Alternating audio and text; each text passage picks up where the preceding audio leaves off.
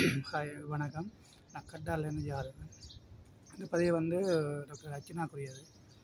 இப்போ வந்து பொது வழியில் வந்து அர்ச்சனா எம்பி வந்து என்ன செய்தவர் என்று சொல்லி சில பேர் கேட்டு கொண்டிருக்கிறான். அவைக்கு என்னுடைய தனிப்பட்ட கருத்து இது. நான் யார் சார்பாங்கிறதுக்கு இல்லை, என்னுடைய தனிப்பட்ட கருத்து. முதலாவது விஷயம் வந்து இப்படி ஒரு ஆள் வந்தபடியே தான் ஹாஸ்பிட்டலில் இருந்த ஊழல்கள் தெரிய வந்தது. இப்போ ஹாஸ்பிட்டலில் 100க்கு ஒரு 50% பண்ணாலும் 50-70% பண்ணாலும் டாக்டர் மேலே அந்த டைமில் நிற்கலாம் என்று நினைக்கிறேன். மற்றது இப்போ என்னென்ன பிரச்சனை நடந்தாலும் அதை தட்டி கேட்குற குணம் வந்து மக்களுக்கு வந்துருக்குது. உடனே வீடியோலாம் எடுத்து போடுறாங்க. அந்த ஒரு மாற்றம் வந்தது வந்து டாக்டரால். அது முதலாவது விஷயம். நான் ஷார்ட்டாக சொல்கிறேன். நீங்கள் பிறகு வேணுமெண்டா உங்களை டவுட்டுண்டா அவற்றை யூடியூப்பில் போய் தட்டி பாருங்க விளக்கங்களை. ரெண்டாவது, நாங்கள் வந்து பள்ளியில் படிக்க மட்டும்தான் எங்களோட பாராளுமன்றம் என்னன்னு சொல்லி அந்த புத்தகத்தில் பார்த்துருக்குறோம். நீங்கள் படிச்சிருந்தால் தெரிஞ்சிருக்கும். வந்து அப்படி கதைக்கிறார்கள், படித்தாக்களோ படிக்காதாக்களோ தெரியல, அப்படி கதைச்சிருக்கிறார்கள் வந்து பாருங்கள். எத்தனாம் ஆண்டுலேன்னு ஞாபகம் இல்லை, எங்களோட பாடப்புத்தகத்தில் இருக்குது. பாராளுமன்றம் இதுதான் இலங்கை பாராளுமன்றம் என்று சொல்லி இருக்குது. ஸோ இப்போ வந்து ஒரு பாமர மக்களுக்கும் அரசியல் என்ன, பாராளுமன்றம் என்ன, பாராளுமன்றம் என்ன நடக்குது, சகல வெளிக்கொண்டு வந்தது வந்து அர்ச்சனா. சரியா? ஓகே, அது வந்து ரெண்டாவது விஷயம். மூன்றாவது வந்து இப்போ வந்து எல்லா துறையிலையும் எல்லாம் நடக்கிற ஊழலும் வந்து வெளியில் வருது. சரி, அதை தட்டி கேட்குறதுக்கு ஒரு துணிவு மக்களுக்கு வருது. என்னெடுக்கலாம் சில நடக்க இல்லையா, அந்த சின்ன பிள்ளைகள் பிரச்சனை எல்லாம் வெளியில் வருது. சரியோ? அடுத்தது அது. மற்றது இந்த நேற்று முந்தின நாள் எங்களோட மேடம் போயிருக்கிற அந்த கோயிலுக்கு ஷூவோட இல்லாமல் இருக்கிறா. அதுக்கு எவ்வளோ பெரிய ஒரு இதான செயலுக்கு ஷூவோட கோயிலுக்குள்ளே நிற்கணும். அதையெல்லாம் தட்டி கேட்க மாட்டீங்க. உங்களுக்கு ஒருத்தர் எங்கேயோ இந்த வந்து அவற்றை தனிப்பட்ட விஷயம் எல்லாம் வேறு, அவற்றை வாழ்க்கை பிரச்சனையில் நாம சொல்ல வேண்டிய அவசியம் இல்லை. எங்களுக்கு நல்லா நடந்தால் அதை ஆதரிக்கிறது மனச்சாட்சி உள்ளவனுக்கு. யாரும் மனச்சாட்சி கஷ்டப்படுது, சனம் கஷ்டப்படுது, கஷ்டத்துக்காண்டி நல்லது செய்யணும்னு நினச்சா நீ நல்லதாக தான் சொல்லுவேன். இப்போ நீங்கள் பொங்குறதுக்குரிய காரணம் என்னென்னா, நீங்கள் வந்து பழைய அரசியல் கட்சிகளோடு இருந்து நல்ல வடிவாக அவைக்கு சப்போர்ட் பண்ணி 4 பெனால்ட்டி போட்டு அந்த இதில் 2 வேலை எடுத்து கொடுத்து அங்கங்கே செய்து அந்த காசு சேர்த்து கொண்டு இருக்கிறார்களுக்கு தான் இப்போ பொறுக்காது இல்லைங்க. அதுதான் உண்மை பிரச்சனை. இப்போ வேறோட நின்றாக்கள் எல்லாம் வேறோட நிற்கிறாங்களன்னு நமக்கும் தெரியும், நாங்கள் சொல்லிடலாம்.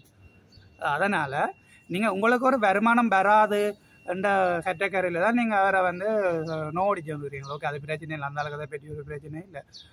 அவரால் சொல்கிறவங்களுக்கு தான் மன உளைச்சல். உங்களால் இயலாத கட்டத்தில் இப்படி ஒரு விஷயத்தை செய்து கொண்டு வந்துடுறீங்க. ஓகே, அது நல்லவனுக்கு காலம் வந்து கொஞ்சம் லேட்டாக தான் வேலை செய்ய கொண்டு வாங்க. அந்த அளவுக்கு இப்போ வேலை செய்ய விளைக்கிறது கட்டாயம் நடக்கும். ஸோ அப்படி ரொம்ப பிரச்சனை இருக்குது. நான் இதில் சம்மந்தம் வழியில் கதைக்கக்கூடாதுன்னு நினச்சேன். இருந்தாலும் ஒரு தமிழனா எனக்கு சொல்லணுமென்ற ஒரு ஆசை இருக்குது. எங்களோட மக்கள் நாங்கள் கதைக்கிறது வந்து கஷ்டப்பட்ட மக்களுக்காண்டி. நீங்கள் அதுக்காண்டி சொல்லலாம், நீங்கள் யூடியூப்பில் காசு வரது கண்டுக்கிறேன்டா, அதுவும் என்னுடைய ஒரு சுய நலம்னு சொல்லலாம். எனக்கு நான் அடுத்தவன்கிட்ட போய் தட்டி பறிக்கல, களவெடுக்கலை. ஸோ அதனால் நான் இங்கே எனக்கு டைம் இது வெளிநாள் இருக்கிறேன், டைம் இருக்குது. அந்த டைமில் நல்ல கருத்துகள், நல்ல இந்த போகிற டூர் இடங்கள் அப்படியான சம்பவங்களை தான் நான் போடுறேன். எந்த மனசுக்கு என்ன பிடிக்கும் அதை நான் செய்கிறேன். நான் களவெடுக்கலை, யாரையும் சுற்றி மாற்றி பறிக்கலை. எனக்கு கிடைக்கிற டைமை நான் பிரயோசனப்படுத்துகிறேன். ஸோ அதை நீங்கள் விமர்சனம் செய்தால் என்ன பிரச்சனை இல்லை. விமர்சனங்கள் தான் வாழ்க்கையில் இன்னும் கொஞ்சம் உயர வைக்கும், அது பிரச்சனை இல்லை. நீங்கள் வந்து இப்போ இந்த இதுகளை கேளுங்கடா. இப்போ இந்த உண்மையில் நாட்டில் நடக்கிற விஷயங்கள் ஒரு ஆள் சொல்லியிருக்கிறார், நாங்கள் எல்லாரும் ஒரு நாட்டு மக்களாம். இப்போ அந்த அரசியல் ஓட்டு வேணும்னா வந்து இங்கே கூவு வேணும். அப்போ நீ ஒரு நாள் மக்கள்ண்டா, உனக்கு அங்கே ஒரு சட்டம் இங்கே ஒரு சட்டமா? யாழ்ப்பாணத்தில் அந்த சைட்டி எடுப்பாப்போம், மேலும் வந்து எடுப்பாப்போம் ஒரு சட்டம் பண்ண. சும்மா வாய்க்கு வந்ததெல்லாம் கூவி கொண்டு போவாங்க. சரியும், அப்படி எவ்வளோ பிரச்சனை இருக்குது.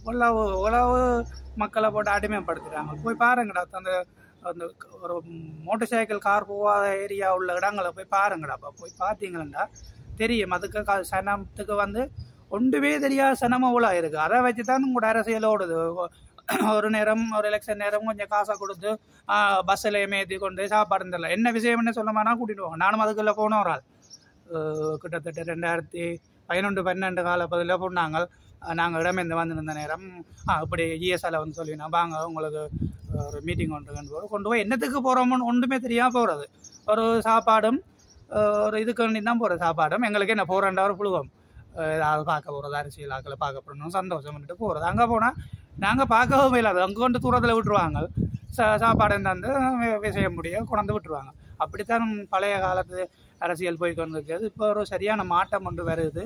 தயவு செய்து நல்ல விஷயத்துக்கு ஆதரிங்க.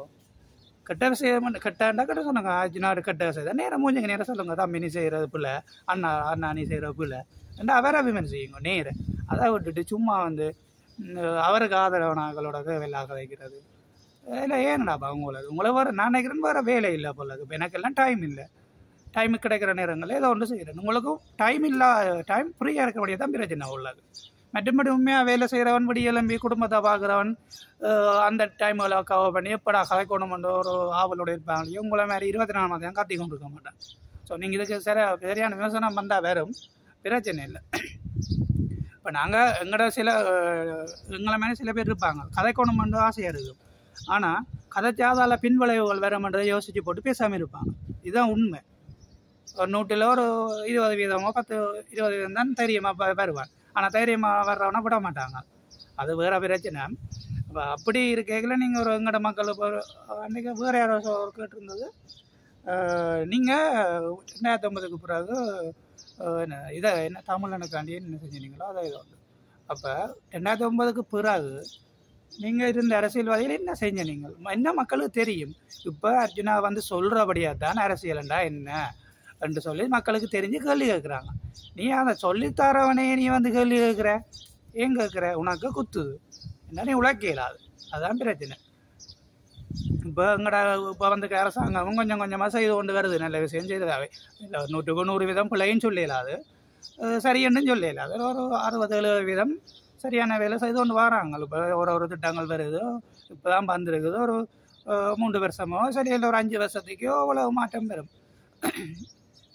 அப்படி நிலைமையெல்லாம் இருக்குது. ஸோ அதனால் கொஞ்சம் ஆதரவு கொடுங்க. மற்றது செய்யாத விஷயத்துக்கு தடையை போட்டு வச்சுக்கிறாங்க. பாராளுமன்றத்தில் கதைக்கக்கூடாது அப்படி செய்து போட்டு தான் சில வேலைகள் செய்கிறாங்க. அதெல்லாம் மக்கள் புரிஞ்சு கொள்ளுங்களா. அப்போ நீங்கள் உங்களுக்கு ஆதரவளிக்க வேலாட்டியும் உங்களோட வரல பேசாமல் இருங்களா. அப்போ உங்களுக்கு என்ன நடக்குதா? நீங்கள் கத்துறதால உங்களுக்கு என்ன நடக்க போகுது? ஒன்றும் நடக்காது. நடக்க வேண்டிய விஷயங்கள் அது தானாக நடந்துட்டு போகும். இப்போ காலம் வந்து இவ்வளோ இறந்த ஆன்மாக்கள் விடாது. சரியோ எப்போ வேண்டாலும் அது இந்த பலனை என்னாவது நேர்மையான ஒரு போராட்டத்துக்காண்டி போன வழி ஆன்மாக்கள் இறந்த ஆன்மாக்கள் கடைசி மட்டும் விடாது. இப்போ இல்லை ஒரு 5-10 வருஷத்தில் சரியான ஒரு மாற்றம் பெறும். அதில் எந்த ஐயமும் இல்லை.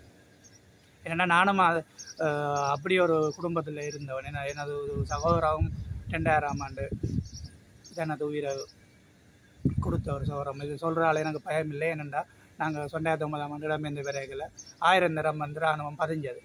உங்களோட குடும்பத்தில் எத்தனை பேர் யார் அப்படி என்றெல்லாம் பதிஞ்சது. அதனால் பிரச்சனை இல்லை. ஸோ அரசாங்கத்தில் எங்களோட பதிவு இருக்குது.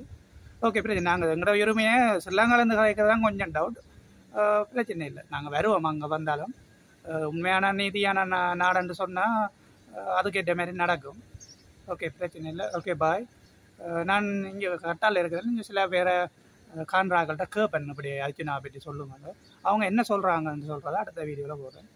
Okay bye.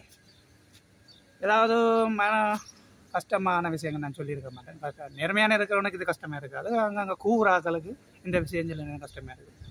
ஓகே நன்றி பாய்.